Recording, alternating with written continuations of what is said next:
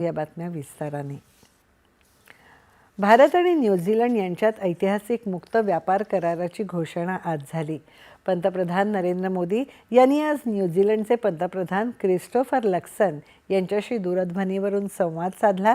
यावेळी दोन्ही नेत्यांनी संयुक्तपणे ऐतिहासिक, महत्त्वाकांक्षी आणि परस्पर फायदेशीर भारत न्यूझीलंड मुक्त व्यापार करार यशस्वीरित्या पूर्ण झाल्याची घोषणा केली।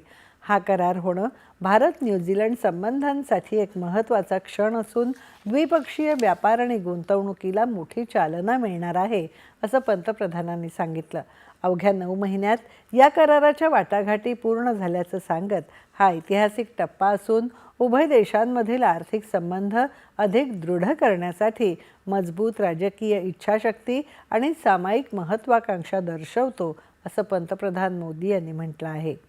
या करारामुळे बाजारपेठ प्रवेश तसंच गुंतवणुकीचा ओघ वाढणार असून नवोद्योजक, उद्योजक, शेतकरी, MSME, विद्यार्थी आणि तरुणांसाठी अपार संधी निर्माण होतील असा विश्वास पंतप्रधानांनी व्यक्त केला।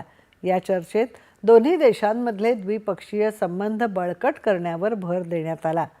ओमान, UK, EFTA देश, UAE, ऑस्ट्रेलिया आणि मॉरिशस नंतर गेल्या काही वर्षांमध्ये हा भारताचा 7वा मुक्त व्यापार करार आहे। भारत आणि न्यूझीलंड यांच्यात आज झालेला